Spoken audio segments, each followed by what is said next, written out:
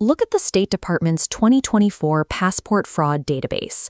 They meticulously track dozens of major cases a year. But if you read through the logs, you'll find a glaring anomaly. Exactly 0 of these incidents involve a fake passport built from scratch. Criminals have entirely stopped trying to physically forge these documents. Traditional counterfeiting of international travel papers is effectively a dead crime. The subject at the center of this mystery is the standard U.S. passport booklet. The outside feels like basic cardboard, and the inside feels like cheap paper. In reality, it functions as one of the most sophisticated weapons in the world against organized crime, against human trafficking, and identity theft. That deception starts here, on the highly specialized assembly lines of the U.S. Government Publishing Office. We need to figure out how the government engineered a seemingly simple booklet so perfectly that it completely destroyed the international counterfeit industry.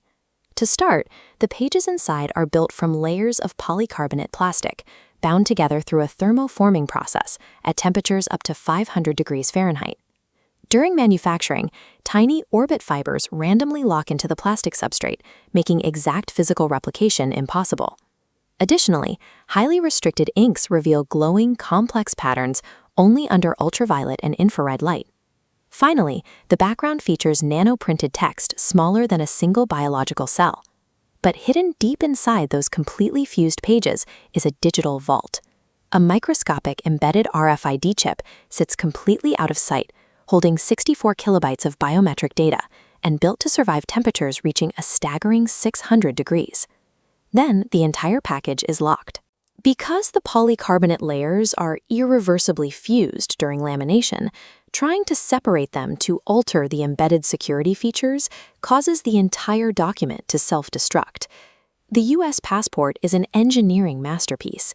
It operates as a literal, impenetrable fortress that criminals cannot physically defeat, which makes recent government announcements about the passport system seem incredibly strange.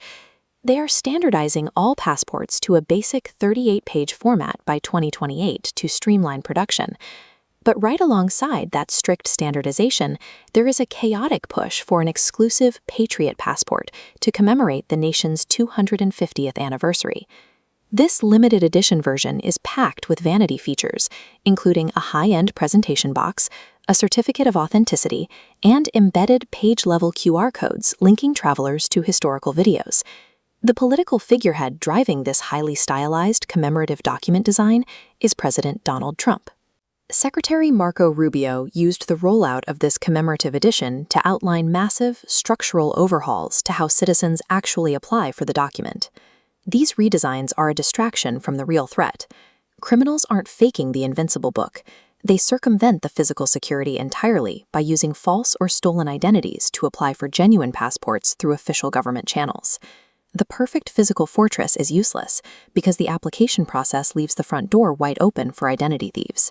The government is closing that identity loophole by migrating the entire application and verification process into a digital-first system.